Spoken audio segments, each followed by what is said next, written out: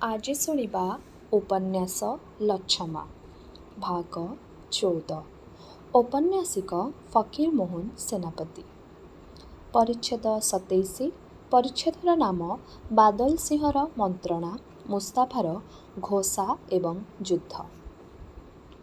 ଅନାବୃତ ବିସ୍ତୀର୍ଣ୍ଣ ପ୍ରାନ୍ତର ମଧ୍ୟରେ ତୁର୍କ ପଡ଼ିଅଛନ୍ତି। ମଧ୍ୟାହ୍ନ କାଳ ପ୍ରଚଣ୍ଡ ରୌଦ୍ର। ସାରା ରାତ୍ରି ପରିଶ୍ରମ ଅନାହାର, ପୁଣି ପ୍ରଚଣ୍ଡ ସୂର୍ଯ୍ୟକିରଣରେ ଜୀବନୋନ୍ନତ। ଏଥିପୂର୍ବେ ବର୍ଗୀବର୍ଗ ସେ ସ୍ଥାନକୁ ଯାଇ ସମସ୍ତ ଲୁଣ୍ଠନ କରିନେଇ ଆସିଅଛନ୍ତି। କ୍ଷେତ୍ରର ଶସ୍ୟ, ଗ୍ରାମବାସୀଙ୍କ ସମ୍ପତ୍ତି ସମସ୍ତ ଅପହୃତ ହୋଇଅଛି। ଯାହା ନେଇପାରି ନଥିଲେ ଅଗ୍ନି ସଂଯୋଗରେ ସେ ସମସ୍ତ ଦଗ୍ଧ କରି ଦେଇ ଯାଇଅଛନ୍ତି। ଗ୍ରାମ ସକଳ ଶୂନ୍ୟ। ଜୀବନ ସମ୍ଭ୍ରମ ରକ୍ଷା ନିମନ୍ତେ ଲୋକ ସପରିବାର ପଳାୟନ କରିଅଛନ୍ତି। ଶୀତ ଋତୁରେ କ୍ଷେତ୍ର ଶସ୍ୟପୂର୍ଣ୍ଣ। ଲୋକଙ୍କ ଗୃହ ଧନଧାନ୍ୟରେ ପୂର୍ଣ୍ଣ ଥାଏ। ବର୍ଗୀ ବାହନ ଅଶ୍ୱମାନଙ୍କ ଆହାର୍ୟ ଅଭାବ ଥାଏ ନାହିଁ। ଉପଯୁକ୍ତ କାଳ ଜାଣି ବର୍ଗୀ ଏହି ଅନୁକୂଳ କାଳରେ ଯୁଦ୍ଧଯାତ୍ରା ବା ଲୁଣ୍ଠନ ଯାତ୍ରା କରିଥାନ୍ତି। ବର୍ଗୀ ପରିତ୍ୟକ୍ତ ଏବଂ ଅର୍ଦ୍ଧଦଗ୍ଧ ଶସ୍ୟ ବା ଫଳମୂଳ ସଂଗ୍ରହ କରି ତୁର୍କ ପାଇକମାନେ କଶ୍ଚିତ୍ ରୂପେ ପ୍ରାଣ ଧାରଣ କଲେ। ତାହା ମଧ୍ୟ ସମସ୍ତଙ୍କ ଭାଗ୍ୟରେ ଘଟିନାହିଁ। ଦଗ୍ଧ ଚାଳ ଉପରୁ ଅର୍ଦ୍ଧଦଗ୍ଧ କଖାରୁ, ଲାଉ, ଶିମ୍ବ, ପୋଇ ପ୍ରାପ୍ତ ହୋଇ ବଡ଼ ବଡ଼ ଖାଁ ସାହେବମାନେ ଅତି ଉପାଦେୟ ଜ୍ଞାନ କରି ଭୋଜନ କରିଅଛନ୍ତି। ମୁସ୍ତାଫା ଏକ ସ୍ଥାନରେ ଗାଲରେ ହାତ ଦେଇ ବସିଅଛନ୍ତି। ବାଦଲ ସିଂ ତାଙ୍କ ସମୀପରେ ଉପସ୍ଥିତ ହୋଇ ସଲାମ କଲେ। ମୁସ୍ତାଫା ପଚାରିଲେ, କି ବାଦଲ, କି ଖବର? ବାଦଲ ସିଂ କହିଲେ, ଖାଁ ସାହେବ, ମୋ ଗୋସ୍ତାଖି ମାଫ କର। ମୁଁ ସଲାହ ଦେବାକୁ ଆସିନାହିଁ, ଆପଣଙ୍କୁ କିଛି କଥା ଜଣାଇବାକୁ ଆସିଛି। ମୁଁ ପିଲା, ଆପଣ ହେଲେ ମୁରବୀ, ଆପଣଙ୍କୁ କିଛି କଥା କହିପାରେ? ଆଚ୍ଛା, ମୁଁ ପଚାରେ, ଆମ୍ଭେମାନେ କି ଏହିପରି ପଳାଇ ବୁଲୁଥିବା ଆଉ କେତେଦିନ ପଳାଇବାକୁ ବଳ ଅଛି? ଦୁଶ୍ମନ ଆମ୍ଭମାନଙ୍କର ମୁହଁରୁ ରୁଟି ଛଡ଼ାଇ ଖାଇ ଗୋଡ଼ାଇବେ, ଆମ୍ଭେମାନେ ପଳାଉଥିବା? ବେଶ୍ କଥା। ଆଚ୍ଛା, ମୃତ୍ୟୁ ଯେବେ ନିଶ୍ଚୟ, ଆସନ୍ତୁ ତରବାରୀ ଧରି ସମ୍ମୁଖ ଯୁଦ୍ଧରେ ବୀରପରି ମରୁ। ଧାଇଁ ଧାଇଁ ଅନାହାରରେ କ୍ୟା ମରିବୁ? ଆପଣ ନ ହୁଏ ବୋଲନ୍ତୁ, ଆମ୍ଭମାନଙ୍କ ପକ୍ଷରେ ଏହା ଉଚିତ କାର୍ଯ୍ୟ ହେଉଅଛି କି? ମୁସ୍ତାଫା ସମସ୍ତ କଥା ଶୁଣି କିଛିକ୍ଷଣ ବାଦଲ ମୁହଁକୁ ଚାହିଁ ରହିଲେ। ଶମଶେର ଖାଁ, ସର୍ଦ୍ଦାର ଖାଁ ପ୍ରଭୃତି ସେନାପତିମାନଙ୍କୁ ଡକାଇ ଭାରି ଘୋଷା ହୋଇ କହିଲେ, ଭାଇମାନେ, ଏହି ହିନ୍ଦୁ ହାବିଲଦାର କ'ଣ କହୁଛି ଶୁଣ। ହା ଆଲ୍ଲାହ ଓ ଆକବର। ଆମ୍ଭମାନଙ୍କୁ ଧିକ୍, ମୁସଲମାନ ଧର୍ମକୁ ଧିକ୍, ଅଥବା ଆମ୍ଭେମାନେ ମୁସଲମାନ କୁଳର କୁଳାଙ୍ଗର। କାବୁଲ କଳଙ୍କ, କୋରାନ ଶରୀଫ ଛୁଟା, ବୃଥା ଜୁମା ମସଜିଦରେ ନମାଜ ପଢ଼ିଥିଲୁ। ହିନ୍ଦୁ କାଫେର ବିଲୁଆ ପରି ପଛେ ପଛେ ଗୋଡ଼ାଇଥିବ, ଆମ୍ଭେମାନେ ଠେକୁଆ ପରି ପଳେଇଥିବୁ। ତୁଚ୍ଛାଟାରେ ନବାବ ଆମ୍ଭମାନଙ୍କୁ ପୋଷିଅଛନ୍ତି। ମୁର୍ଶିଦାବାଦରେ କିପରି ମୁହଁ ଦେଖାଇବୁ, କାବୁଲ ଲୋକେ କ'ଣ କହିବେ, ଆଉ ସହ୍ୟ କରି ହେଉନାହିଁ। ଆସ, ତରବାରୀ ନୋହିଲେ ପଡ଼ିଥାଅ, କାଫେର ଆସି ଗୋଟିଏ ଗୋଟିଏ କରି ଜବେ କରୁ। ସେନାପତିମାନେ ଶୁଣି ନିତାନ୍ତ ଉତ୍ତେଜିତ ହୋଇପଡ଼ିଲେ। ଦିନ ଦିନ ଚିତ୍କାର କରି ହଜାର ହଜାର ତୁର୍କ ତରବାରୀ ଧରି ଡେଇଁ ପଡ଼ିଲେ। ଏଣେ ସମର ବିଜୟ ବର୍ଗୀ ଆନନ୍ଦରେ ଉନ୍ନତ।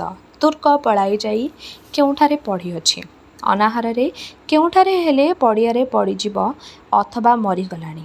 ଉପରଓଳି ଯାଇ ସେମାନଙ୍କୁ ନିର୍ମୂଳ କରିଦେବା କଠିନ କଥା ନୁହେଁ। ଭାଗ୍ୟ ଗୁଣରେ ପତିତ ପାବନୀ ଭାଗୀରଥୀ ପାଇଅଛନ୍ତି। ଅବଗାହନ କରି ଶରୀର ଶୀତଳ କରିବେ। ଜନ୍ମାର୍ଜିତ ପାପ ବିଦ୍ଧୌତ ହେବ। ନବାବଠାରୁ ଶଗଡ଼ ଶଗଡ଼ ଗହମ ଚୂନା, ଶଗଡ଼ ଶଗଡ଼ ଗୁଡ଼, ଶହେ ଶହେ ମହଣ ଘିଅ, ପର୍ବତ ପ୍ରମାଣେ ଡାଲି, ଚାଉଳ, ପିଆଜ, ମସଲା ପାଇଅଛନ୍ତି। କେତେଦିନ ହେଲା ଭୋଜନର ଠିକଣା ନାହିଁ। ଆଜି କି ଆନନ୍ଦର ଦିନ। ତୀର୍ଥଜଳରେ ସ୍ନାନ, ତହିଁଉତ୍ତାରେ ଇଚ୍ଛାନୁସାରେ ଉପାଦେୟ ଭୋଜନ। ଶତ୍ରୁକ୍ଷୟ, ବିପୁଳ ସମ୍ପତ୍ତି ଲାଭ, ସୌଭାଗ୍ୟର ସୀମା ନାହିଁ। ସମ୍ପଦ ବେଳେ ଚାରିଆଡ଼ୁ ସୁଖ ଗୁଡ଼ିକ ଆସି ଠୁଳ ହୋଇ ପଡ଼ିଲେ। ଏଡ଼େ ସୁସମୟରେ ଆଉ ଲଢ଼େଇ ଭିଡ଼େଇ କଥା କିଏ ମନରେ ପକାଏ? ପାଇକମାନେ ଆପଣା ଆପଣା ଅସ୍ତ୍ରଶସ୍ତ୍ର ଫୋପାଡ଼ି ଦେଇ ବୋମ୍ ବୋମ୍ ମହାଦେବ ଜୟ ମାତା ଗଙ୍ଗେ ଚିତ୍କାର କରି ଗଙ୍ଗା ଗର୍ଭକୁ ଡେଇଁ ପଡ଼ିଲେ। କେହି ସ୍ନାନରେ ନିଯୁକ୍ତ କେହି ସ୍ନାନର ଉଦ୍ୟୋଗ କରୁଅଛି। କେହି ଆକଣ୍ଠ ଗଙ୍ଗା ଜଳରେ ଶରୀର ମର୍ଜନ ଏବଂ ଗଙ୍ଗାସ୍ତବ ପାଠ ଦୁଇ କାର୍ଯ୍ୟ ଅର୍ଥାତ୍ ଦେହ ଓ ଆତ୍ମା ଉଭୟର ପବିତ୍ରତା ସମ୍ପାଦନ କରୁଛି। କେହି ରୁଟି ସେକୁଅଛି, କାହାରି ଡାଲି ଛୁଙ୍କା ହୋଇଗଲାଣି। ଟକର ମକର କରି କାହାରି ଭାତ ହାଣ୍ଡି ଡାକୁଅଛି। କେହି ପେଟ ବିକଳିଆ ରୁଟି ସେକୁ ସେକୁ ଅଧା ଅଧି ସାରିଦେଲାଣି। କେତେଗୁଡ଼ିଏ ଲୋକଙ୍କର ପତର ପାଣି ହୋଇଅଛି। କେହି ଲୋକ ଗଙ୍ଗା କୂଳରେ ଦାନ୍ତ ଘଷୁ ଘଷୁ ରାତି ଯୁଦ୍ଧରେ ଆପଣା ବୀରତ୍ୱର କଥାକୁ ସାଙ୍ଗକୁ ଶୁଣାଉ ଦେଉଅଛି। ଶ୍ରୋତା କହିଲା, ଆରେ ଭାଇ, ତୁ କ'ଣ ହାଣିଛୁ? ମୋ ହାବୁଡ଼ରେ ପଡ଼ିଗଲା। ଏକା ନିଶ୍ୱାସରେ 27ଟା ତୁର୍କ ଦାଢ଼ି ଧରି କଦଳୀ ଗଛ ହାଣିଲା ପରି କଚ୍ କଚ୍ କରି ହାଣି ପକାଇଲି। ବଡ଼ ବଡ଼ ସେନାପତିମାନେ ବସି ଲୁଣ୍ଠିତ ମୁଦ୍ରା ବିଭାଗର ବ୍ୟବସ୍ଥା ଏବଂ ଖରଚର ବଜେଟ୍ ତେୟାର କରୁଅଛନ୍ତି। ଅଇଲାରେ ତୁର୍କ ଅଇଲା। ବର୍ଗିପୋଲରେ ଭୟଙ୍କର ଚହଳ ପଡ଼ିଗଲା। ପ୍ରାୟ 15,000 ଘୋଡ଼ା ଚଢ଼ି ତୁର୍କ ଖଣ୍ଡା ଓଲାଡ଼ି ବିଦ୍ୟୁତ୍ ପ୍ରୋଗରେ ପଡ଼ିଗଲେ। ସୂର୍ଯ୍ୟକିରଣ ଲାଗି ଖଣ୍ଡା ଝକଝକ କରୁଅଛି। ନିୟମ ନାହିଁ, ଶୃଙ୍ଖଳା ନାହିଁ, ମାରିବେ ବା ମରିବେ। ଏହି ଭାବରେ ତୁର୍କ ଦଳ ବର୍ଗୀ ଉପରେ ପଡ଼ିଅଛନ୍ତି। ଏମନ୍ତ ସମୟରେ ତୁର୍କ ଯେ ଆସିବ, ଛାୟା ରୂପେ ମଧ୍ୟ ବର୍ଗୀ ମନରେ ଉଦିତ ହୋଇନାହିଁ। ସମସ୍ତେ ନିଶ୍ଚିତ ଥିଲେ ଶତ୍ରୁ ଆସି ଉପରେ ପଡ଼ିଲାଣି। ଖଣ୍ଡାଟି ଧରିବାର ଅବକାଶ ନାହିଁ। ବର୍ଗୀ ମଧ୍ୟରେ ଯେ ଯେଉଁଠାରେ ଥିଲା ପଳାଉଛି। କେହି ଗଙ୍ଗା ଜଳରୁ ଉଠି ଓଦାଲୁକରେ ଧାଇଁଅଛି। କାହା ପାଟିରେ ରୁଟି, କାହା ପାଟିରେ ଭାତ ଅଛି। କାହାର ଅଇଁଠା ହାତ, କାହାର ମୃତ୍ତିକାଙ୍କସ୍ୱର ପଡ଼ିଅଛନ୍ତି। ବର୍ଗୀ ପାଟି ଫିଟେଇବାକୁ ନାହିଁ, କେବଳ ଧାଇଁଅଛି। କେତେକ ତୁର୍କ ଖଣ୍ଡାରେ ଗଲେ, କେତେ ବର୍ଗୀ ତ୍ରାସରେ ଗଙ୍ଗା ଜଳରେ ପଡ଼ି ବୁଡ଼ିମଲେ। ବଡ଼ ବଡ଼ ବର୍ଗୀ ସେନାପତିମାନେ ସୈନ୍ୟ ସମ୍ଭାଳିବେ କ'ଣ? ଆପେ ଆପେ ବଞ୍ଚିଲେ ବାପର ନାମ। ମହିଷ ରେଖା କ୍ଷେତ୍ରରେ ତୁର୍କ ନିକଟରୁ ବର୍ଗୀ ଯେ ସମସ୍ତ ସମ୍ପତ୍ତି ନେଇଥିଲେ, ଭଲ କତକ ସାହୁକୁ ମୂଳ କଳନ୍ତର ଗଣିଦେଲା ପରି ସେ ସମସ୍ତ ପଦାର୍ଥ ଏବଂ ଆପଣା ପକ୍ଷରୁ କିଛି ସମ୍ପତ୍ତି ଦେଇ ଭଲ ଲୋକ ପରି ପଳାଇଗଲେ। ବର୍ଗୀ ଯେପରି ବିଶୃଙ୍ଖଳ ଭାବରେ ପଳାୟନ କରୁଥିଲେ, ତୁର୍କ ପଶ୍ଚାଦ୍ଧାବନ କରିଥିଲେ। ସେମାନଙ୍କ ପରିଣାମ ଫଳ କ'ଣ ହୋଇଥାନ୍ତା ବୋଲାଯାଇ ନ ପାରେ। ହେଲେ ଧାଇଁବାକୁ ତୁର୍କମାନଙ୍କର ବଳ ବା ଇଚ୍ଛା ନାହିଁ। ତୁର୍କ ଦେଖିଲେ ଭାତ ଡାଲି ରୁଟି ତରକାରୀ ସମସ୍ତ ପ୍ରସ୍ତୁତ। ଅନେକ ସ୍ଥଳରେ ବର୍ଗୀ ଭଲ ଖାନସମା ପରି ବାଡ଼ିବୁଡ଼ି ଥୋଇ ଦେଇଛନ୍ତି। କେତେ ଦିନର ଉପବାସ, ଆଉ ବିଳମ୍ବ କ୍ୟାଁ? ଆଲା ମାଲିକ, ଆଲା ଦେନେବାଲା। ଛଟାପଟ ଘୋଡ଼ାରୁ ଡେଇଁପଡ଼ି କେହି ପାଚୁଡ଼ା, କେହି ପଗଡ଼ି ମେଲିଦେଇ 5 5 10 10 4 4 ବସି ଯାଇ ବିସ୍ମିଲ୍ଲା ରେହମାନ୍ ରହିମ୍ ରେ ମନ୍ତ୍ର ପଢ଼ି ନାସ୍ତା ନାମକ କାର୍ଯ୍ୟ ଆରମ୍ଭ କରିଦେଲେ। ତୁର୍କ ଫୌଜ ସହିତ ହିନ୍ଦୁ ହାବିଲଦାର ବାଦଲ ସିଂ ଅଗ୍ରଣୀ ହୋଇ ଆସିଥିଲେ। ସେ ଆନନ୍ଦ ଏବଂ ଉତ୍ସାହ ସହିତ ବୈରୀ ବିନାଶ କାର୍ଯ୍ୟରେ ନିଯୁକ୍ତ ଥିବା ସମୟରେ ପଳାତକ ବର୍ଗୀ ଲସ୍କର ମଧ୍ୟରେ ଗୋଟିଏ ଯୁବକ ପଳାୟନ କରୁଥିବାର ଦେଖିଲେ। ସେ ଯୁବକର ଆକୃତି ଦେଖିଲା ଉତ୍ତାରେ ସେ ଆଉ ଅସ୍ତ୍ର ଧାରଣ କରିନାହାନ୍ତି। ବିଜୟୀ ତୁର୍କୀମାନେ ଆନନ୍ଦ ଉତ୍ସବ କରିବା ସମୟରେ ସେ ଗଙ୍ଗା କୂଳରେ ଅନ୍ୟମନସ୍କ ହୋଇ ବସିଥାନ୍ତି। ପରିଚ୍ଛେଦ 28। ପରିଚ୍ଛେଦର ନାମ ନବାବ କାଟୋୟାରେ। ନବାବ ଅଲିବର୍ଦୀ ଖାଁ ଜଣେ ପ୍ରବୀଣ ଲୋକ। ସେ ବୁଝିଲେ କେବଳ ଦୈବ ସହାୟରେ ବିଜୟୀ ହୋଇଅଛନ୍ତି। ବର୍ଗୀ କିଞ୍ଚିମାତ୍ର ସଚେଷ୍ଟ ଥିଲେ, ବିଜୟର ସମ୍ଭାବନା ନଥିଲା। ଯାହା ହେଉ, ଭାଉଡ଼ିଆ କ୍ଷେତ୍ରଟା ସେନା ସମାବେଶରେ ଅନୁକୂଳ ନୁହେଁ। ଏଠାରେ ରହିଲେ ନିଧନ ନିଶ୍ଚିତ। ପରଦିନ ପ୍ରାତଃ କାଳରେ କାଟେୟା ଅଭିମୁଖେ ଯାତ୍ରା କଲେ। ଏହି ଯାତ୍ରା ମଧ୍ୟ ନିରାପଦରେ ଘଟିଲା ନାହିଁ। ବର୍ଗୀ ପଳାଇ ଯାଇ 4 କ୍ରୋଶ ଦୂରରେ ସମବେତ ହୋଇଥିଲେ। ସେନାପତିମାନେ କ୍ଷୁଦ୍ର କ୍ଷୁଦ୍ର ଦଳରେ ବିଭକ୍ତ ହୋଇ ନବାବଙ୍କୁ ଆକ୍ରମଣ କଲେ। ମାର୍ଗ ମଧ୍ୟରେ ନାନା ସ୍ଥାନରେ ସମର ସଂଗଠିତ ହେଲା, ହେଲେ କାହାରି ପକ୍ଷରୁ ବିଶେଷ କିଛି ଅପଜୟ ହୋଇନାହିଁ। କାରଣ ବର୍ଗୀମାନେ ସମ୍ମୁଖୀନ ହୋଇ ଉପଯୁକ୍ତ ରୂପେ ଯୁଦ୍ଧ କରିନାହାନ୍ତି। ବର୍ଗୀମାନଙ୍କ ଯୁଦ୍ଧରେ ଗୋଟିଏ ନିୟମ ଏହି, ଶତ୍ରୁ ସୈନ୍ୟ ଶ୍ରେଣୀର ଯେଉଁ ସ୍ଥାନ ଦୁର୍ବଳ, ହଠାତ୍ ସେହି ସ୍ଥାନ ଆକ୍ରମଣ କରି ବିପକ୍ଷ ପକ୍ଷର ଶୃଙ୍ଖଳା ଭାଙ୍ଗି ଦିଅନ୍ତି। ଅନ୍ୟ ସୈନିକମାନେ ସେ ସ୍ଥାନ ରକ୍ଷା ନିମନ୍ତେ ଉପସ୍ଥିତ ହେବା ମାତ୍ରେ ପଛଘୁଞ୍ଚା ଦେଇ ପଳାୟନ କରନ୍ତି। ଯାହା ହେଉ, ମାର୍ଗ ମଧ୍ୟରେ ସଂଗଠିତ ନାନା ବିଘ୍ନ ଅତିକ୍ରମ ପୂର୍ବକ ନବାବ କାଟୋୟାର ଉପସ୍ଥିତ ହେଲେ। ଦେବାନିଶୀ ପରି ମାନବମାନଙ୍କୁ ସୁଖ ଦୁଃଖ ଦୁଇ କୋଟି ଭୋଗ କରିବାକୁ ହୁଏ। ନିରବଚ୍ଛିନ୍ନ ଦୁଃଖ ବିଧାତା ମାନବ ଅଦୃଷ୍ଟରେ ଲିପିବଦ୍ଧ କରି ନାହାନ୍ତି।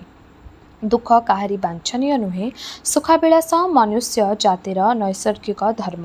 ତଥାଚ ମନୁଷ୍ୟ ସମୟ ନିବସେ ଦୁଃଖ ଉପଭୋଗୀ ହୁଏ। ଏହା ବିଧାତାଙ୍କର ଦୁର୍ଲଙ୍ଘନୀୟ ବିଧାନ। ଫରାସୀ ସମ୍ରାଟ ନେପୋଲିଅନ ବୋଲିଅଛନ୍ତି, ମାନବ ତୁମେ ଚିରସୁଖୀ ବା ଚିରଦୁଃଖୀ। ଜୀବନ କାଳରେ ତୁମ୍ଭର ଏ କଥା ବୋଲିବାର ଅଧିକାର ନାହିଁ। ଆମ୍ଭେମାନେ ପୂର୍ବେ ବୋଲିଅଛୁ, ସୁଖ ଦୁଃଖ ଦୁଇ କୋଟି ଦିବାରାତ୍ରି ପରି। ଦିବସରେ ସର୍ବତ୍ର ଆଲୋକ, ଘରେ ଆଲୋକ, ବାହାରେ ଆଲୋକ, ଆଲୋକ ଯତ୍ର ତତ୍ର। ସେହିପରି ନିଶି ତିମିର ସର୍ବତ୍ର ବ୍ୟକ୍ତ। ନବାବ ଯଥେଷ୍ଟ କଷ୍ଟ ଭୋଗ କଲେଣି। ବର୍ତ୍ତମାନ ଭାଗ୍ୟଚକ୍ରର ପରିବର୍ତ୍ତନ ସମୟ ଉପସ୍ଥିତ। ନବାବ କାଟିଆରେ ଉପସ୍ଥିତ ହୋଇ ନିଃଶ୍ୱାସ ତ୍ୟାଗ କରିବାକୁ ଅବସର ପ୍ରାପ୍ତ ହେଲେ। କାଟୋୟା ସ୍କନ୍ଦବାର ସ୍ଥାପନର ଉପଯୁକ୍ତ ସ୍ଥାନ। ଅଜୟ ଏବଂ ଭାଗୀରଥୀ ନଦୀ ପରୀକ୍ଷା ରୂପେ ଏହାକୁ ପ୍ରାୟ ଚତୁର୍ଦ୍ଦିଗରୁ ବେଷ୍ଟନ କରିଅଛି। ସହସା ଶତ୍ରୁ ଆଗମନର ସମ୍ଭାବନା ବିରଳ। ନବାବ ଉପସ୍ଥିତି ହେବା ମାତ୍ରେ ଶତ ଶତ ଶଗଡ଼ ଡାଲି, ଚାଉଳ, ଗହମ ଚୂନା, ଆଳୁ, କଦଳୀ, ଘିଅ, ଗୁଡ଼, ଭାରରୁ ଭାର କୁକୁଡ଼ା ଆସି ଉପସ୍ଥିତ ହେଲେ। ଏହି ସକଳ ସରଞ୍ଜାମ ସକାଶେ ନବାବ ଭାଉଡ଼ିଆଠାରୁ ପ୍ରଧାନ ସରବରାର ଜମିଦାରମାନଙ୍କୁ ଚିଠି ପଠାଇଥିଲେ। ନବାବଙ୍କ ମନୋରଞ୍ଜନ ସକାଶେ ମହାଜନ ବେପାରୀମାନେ ମଧ୍ୟ ଶଗଡ଼କୁ ଶଗଡ଼ ଖାଦ୍ୟଦ୍ରବ୍ୟ ଘେନି ସଙ୍କୁଳିବାକୁ ଆସି ଉପସ୍ଥିତ ହେଲେ। ସ୍ତୂପାକାର ଖାଦ୍ୟଦ୍ରବ୍ୟ ଦେଖି ପାଇକମାନେ ଆନନ୍ଦରେ ଚିତ୍କାର କରିବାକୁ ଲାଗିଲେ। ଧୋବା ମାହାରମାନେ ଖେଚଡ଼ି ସକାଶେ ଘିଅ ଆଣିବା ନିମନ୍ତେ କଂସା ପିତ୍ତଳ ଧରି ପଡ଼ିଖାର ନିକଟକୁ ଧାଇଁବାକୁ ଦେଖାଗଲା। ନବାବ ଅନାଇ ଦେଖିଲେ ସର୍ବତ୍ର ସୌଭାଗ୍ୟ, ସର୍ବତ୍ର ପ୍ରତୁର। ମହିଷରେଖା କ୍ଷେତ୍ରରେ ବର୍ଗୀ ତାହାଙ୍କର ଯେ ସମସ୍ତ କମାଣ, ଯେ ସମସ୍ତ ଗୋଳାଗୁଳି, ଯେ ସମସ୍ତ ଡେରାଦଣ୍ଡା, ଯେ ସମସ୍ତ ଖାଦ୍ୟ ଏବଂ ଅନ୍ୟାନ୍ୟ ସମ୍ପତ୍ତି ଛଡ଼ାଇ ଘିନି ଯାଇଥିଲେ, ସେ ସମସ୍ତ ବାହୁଡ଼ି ଆସିଅଛି। ପୁଣି ବର୍ଗୀ ପକ୍ଷରୁ ଅଧିକା କିଛି ଆସିଅଛି। ପୁନଃ ପୁନଃ ପରାଜୟ ଏବଂ ଅନାହାରରେ ପାଇକମାନେ ଦୁର୍ବଳରୁ ଦୁର୍ବଳ ଓ ନିରୁତ୍ସାହ ହୋଇପଡ଼ିଥିଲେ। ବର୍ତ୍ତମାନ ଦୁଇଗୁଣ ସବଳ, ଦୁଇଗୁଣ ଉତ୍ସାହିତ ହୋଇପଡ଼ିଅଛନ୍ତି। ସୁଖ ଉପରେ ସୁଖ। ସେନାପତି ମୀରଜାଫର 10 ସହସ୍ର ଘୋଡ଼ଛଡ଼ା ପାଇକ ଘେନି ମୁର୍ସିଦାବାଦରୁ ତାହାଙ୍କଠାରୁ ରବାନା ହୋଇଥିବାର ସମ୍ବାଦପତ୍ର ପ୍ରାପ୍ତ ହେଲେ। ନବାବଙ୍କର ଆନନ୍ଦର ସୀମା ନାହିଁ। ଅରାତିର ଅପଚୟ, ଆତ୍ମପକ୍ଷର ଉନ୍ନତି ଦେଖି ଆନନ୍ଦିତ ହେବା ମାନବ ଜାତିର ନୈସର୍ଗିକ ଧର୍ମ। ପରିଚ୍ଛେଦ 29। ପରିଚ୍ଛେଦର ନାମ ଆକ୍ଷେପ ଏବଂ ଆଶ୍ୱାସ। ମହାରାଷ୍ଟ୍ର ସୈନିକମାନେ ଭୟରେ ବିହ୍ୱଳ। ଭାସ୍କର ପଣ୍ଡିତ ଖଣ୍ଡହସ୍ତ ଚିନ୍ତାନିମଗ୍ନ। ଭାସ୍କର ପଣ୍ଡିତ ଭାଳିଲେ, ହାୟ, ଏ କ'ଣ ହେଲା? ଶତ୍ରୁକୁ ଧରୁ ଧରୁ ହାତରୁ ଖସିଗଲା। ଆଲିବର୍ଦୀ ବଡ଼ ଭାଗ୍ୟବାନ। ତାହାର ଲକ୍ଷାଧିକ ସୈନ୍ୟ ଛିନ୍ନ ଭିନ୍ନ କରିଦେଲି। ତାହାରି କମାଣ, ତାହାରି ବାରୁଦ, ତାହାରି ଗୁଳିରେ ତାହାର ସେନା ବିନାଶ କଲି। ବାଲେଶ୍ୱର ଫୁଲୱାର ନଦୀକୂଳଠାରୁ ଗଙ୍ଗା ନଦୀ କୂଳ ଯାଏଁ ଘଉଡ଼ି ଆଣିଲି। ସମସ୍ତ ଟଙ୍କା, ସମସ୍ତ ଦ୍ରବ୍ୟ ଛଡ଼ାଇ ନେଲି। ହାୟ, ଏତେ ଆଶା, ଏତେ ଭରସା, ସବୁଥିରୁ ନିରାଶ ହେଲି। ହାୟ, ହାୟ, ଦିନକ ମଧ୍ୟରେ ସବୁ ଲେଉଟିଗଲା। ଏବେ ତାହାର ଆଗରେ ପର୍ବତ ପ୍ରମାଣ ଖାଦ୍ୟଦ୍ରବ୍ୟ କାଣ୍ଡିମରା ଟଙ୍କାର ଅଭାବ ନାହିଁ। ମୁର୍ସିଦାବାଦରୁ ପୁଣି ନୂଆ ପାଇକ ଆସିଲେଣି। ତାହାର ଏବେ ସବୁଆଡ଼େ ବାଟ ମୁକୁଳା। ଯାହା ଲୋଡ଼ିବ ତାହା ପାଇବ। ହାୟ, ଏତେ କଷ୍ଟ ସହିଲି, ଏତେ ବିପଦ ପଡ଼ିଲି, ଏତେ ପ୍ରାଣପଣ ଯୁଦ୍ଧ କଲି, ସବୁ ବୃଥା ଗଲା। ଆଉ ଆଲିବର୍ଦୀକୁ କିଏ ଆଣ୍ଟିବ? ମୋହର କମାଣ ନାହିଁ, ବାରୁଦ ନାହିଁ, ଟଙ୍କା ନାହିଁ, ଖଣ୍ଡା ନାହିଁ। ଏସବୁ ତ ଆଉ ମୂଳରୁ ଖାଇବାକୁ ନାହିଁ। ଲୁଟି ଆଣିବାକୁ ଗ୍ରାମ ମଧ୍ୟ ନାହିଁ। ବଙ୍ଗଳା ଦେଶ ପଡ଼ିଆ ପଡ଼ିଅଛି। ଯୁଦ୍ଧ ଗୋଳମାଳରେ ପ୍ରଜାମାନେ ଗ୍ରାମ ଛାଡ଼ି ପଳାଇଅଛନ୍ତି। ଆମ୍ଭ ପାଇକମାନେ ଅମାନିଆ ହୋଇଗଲେଣି। ସେମାନଙ୍କର ବା ଅପରାଧ କ'ଣ? କେତେ ମାସ ହେଲା ପଇସାଏ ପର୍ଦ୍ଦନ ପାଇନାହିଁ। ମୁସ୍ତାଫା, ମୀରଜାଫର ସମସ୍ତଙ୍କୁ ଚିହ୍ନିଥିଲି। ଏହି ହିନ୍ଦୁ ହାବିଲଦାରଟା କିଏ? ଏଟାର ନାମ ତ ଶୁଣା ନଥିଲା। ଏହି ପାଷଣ୍ଡ ମୋ ବିଜୟର ଅନ୍ତରାୟ କରାଇଛି। ଏଟା ନଥିଲେ ମହିଷର ରେଖାଠାରେ ତ ସବୁ କଥା ଛିଣ୍ଡିଥାନ୍ତା। ଗଙ୍ଗାକୂଳରେ ପରାଜୟ ହେବାର କାରଣ ଏହି ସ୍ୱଜାତି ବିଦ୍ରୋହ ହିନ୍ଦୁ। ଏହିପରି ପାଷଣ୍ଡମାନଙ୍କ ଯୋଗେ ତ ହିନ୍ଦୁ ଧର୍ମ ଲୋପ ପାଇବାକୁ ବସିଅଛି। ନାହିଁ ରେ ବାପା ନାହିଁ, ଆଉ ଲୋଡ଼ା ନାହିଁ। ତୁଚ୍ଛାଟାରେ ବଙ୍ଗଳା ଦେଶରେ ରହି ଆଉ କ'ଣ ହେବ? ବାଟେ ବାଟେ ଦେଶକୁ ବାହୁଡ଼ି ଯିବା ଭଲ। ଭାସ୍କର ପଣ୍ଡିତ ଆପଣାର ଅଭିପ୍ରାୟ ସୈନ୍ୟମାନଙ୍କ ମଧ୍ୟରେ ଘୋଷଣା କରିଦେଲେ। ଏହି ସମସ୍ତ କଥା ଶୁଣି ମୀର ହବିବ କହିଲେ, ପଣ୍ଡିତଜୀ, ଏ କ'ଣ କରୁଛନ୍ତି? ଏହା କି ବୀର କଥା? ଗୋଟାଏ ଯୁଦ୍ଧରେ ହଟିଯାଇ ଏପରି ନିରାଶ ହୋଇପଡ଼ିଲେ। ଦେଖନ୍ତୁ ତ ନବାବର ଧୈର୍ଯ୍ୟ, ଆପଣ କ'ଣ ବୁଝିଲେ? ନବାବ ଏତେ ହାରି ହାରି ସିନା ଥରେ ଜିଣିଲା। ସ୍ଥିର ହୁଅନ୍ତୁ, ଧୈର୍ଯ୍ୟ ଧରନ୍ତୁ, ପୁନର୍ବାର ଜୟ ହେବେ। ଆପଣଙ୍କର କ'ଣ କ୍ଷତି ହୋଇଅଛି? ଶତ୍ରୁଠାରୁ ଯାହା ପାଇଥିଲେ ସେତିକି ସିନା ଛଡ଼ାଇ ନେଇଅଛି, ପୁନର୍ବାର ଛଡ଼ାଇ ଆଣିବି, ଏଥିପାଇଁ ଭାବନା କ'ଣ? ଦେଖନ୍ତୁ କେତେ କାଳ ପରିଶ୍ରମ କରି କେଡ଼େ ଅଧିକାର ପାଇଅଛନ୍ତି। ଋଷିକୁଲ୍ୟା କୂଳଠାରୁ ଗଙ୍ଗା କୂଳ ପର୍ଯ୍ୟନ୍ତ ବୃହତ୍ ରାଜ୍ୟ ବର୍ତ୍ତମାନ ଆପଣଙ୍କର କରାୟତ୍ତ। ଯୁଦ୍ଧ ତ୍ୟାଗ କଲେ ଏହା କରିପାରିବେ କି? ଛି ଛି ଛି, ଏ ବୁଦ୍ଧି ଛାଡ଼ନ୍ତୁ। ଓଡ଼ିଶା ଖଣ୍ଡାୟତମାନେ ଆପଣଙ୍କୁ କ'ଣ ବୋଲି ଭାବିବେ? ଛାଡ଼ନ୍ତୁ ଏ କଥା। ସେନାପତି ଦଳରେ ସୈନ୍ୟମାନଙ୍କୁ ବଳ ଦେଖନ୍ତୁ, ପାଇକମାନେ କିପରି ନିସ୍ତେଜ ହୋଇପଡ଼ିଲେଣି। ଆସନ୍ତୁ, ଅଣ୍ଟା ଭିଡ଼ନ୍ତୁ, ପୁନର୍ବାର କ'ଣ କରିବି ଦେଖିବେ। ଭାସ୍କର ପଣ୍ଡିତ ଆପଣା ପକ୍ଷରେ ସମସ୍ତ କଥା ବର୍ଣ୍ଣନା କରି ମୀର ହବିବଙ୍କୁ କହିଲେ, ବର୍ତ୍ତମାନ କ୍ଷେତ୍ରରେ ପ୍ରବଳ ଶତ୍ରୁ ସହିତ ଯୁଦ୍ଧ କରିବା ସାଧନାତୀତ। ମୀର ହବିବ କହିଲେ, ଏଥିପାଇଁ ଆପଣ ଏପରି ନିରାଶ ହୋଇପଡ଼ିଛନ୍ତି? ସହଜ ମାର୍ଗରେ ସମସ୍ତେ ଚାଲିଯାଆନ୍ତି, ଅସାଧ୍ୟ ସାଧନ କରିବା ବୀରତ୍ୱ। ସତ୍ୟ କଥା, ଆପଣଙ୍କଠାରେ କିଛି ନାହିଁ। ଟଙ୍କାରେ କ'ଣ ନ ହୁଏ? ଆପଣଙ୍କ ହାତରେ ଟଙ୍କା ନାହିଁ, ମୁଁ ଦେବି। ଯେତେ ଟଙ୍କା ଲୋଡ଼ା ମୋଠାରୁ ନିଅନ୍ତୁ। ଏହି ଉତ୍ତାରେ ମୋ କଥା ନ ଶୁଣି ଆପଣ ଯେବେ ବାହୁଡ଼ି ଯିବେ, ମୁଁ ବେରାରର ଅଧିପତି ରଘୁଜୀ ଭୋସଲାଙ୍କୁ ଭାଷା ଲେଖିବି, ଆପଣ ସେନାପତି ପଦରେ ଅଯୋଗ୍ୟ, ବଙ୍ଗୋତ୍କଳ ଦେଶର ବର୍ଗୀ ଗୌରବ ବିନାଶକାରୀ। ଭୀତି ଏବଂ ମୈତ୍ରୀରେ ଭାସ୍କର ପଣ୍ଡିତ ଭୀତ ଓ ଆଶ୍ୱସ୍ତ ହେଲେ। ବର୍ଗୀ ଫୌଜରେ ମୀର ହବିବଙ୍କର ବିଶେଷ ପ୍ରତିପତ୍ତି, କାରଣ ତାହାଙ୍କୁ ବୁଦ୍ଧି କୌଶଳରେ, ତାହାଙ୍କ ବୀରତ୍ୱରେ ବର୍ଗୀବର୍ଗ ଅନେକ କ୍ଷେତ୍ରରେ ବିଜୟୀ।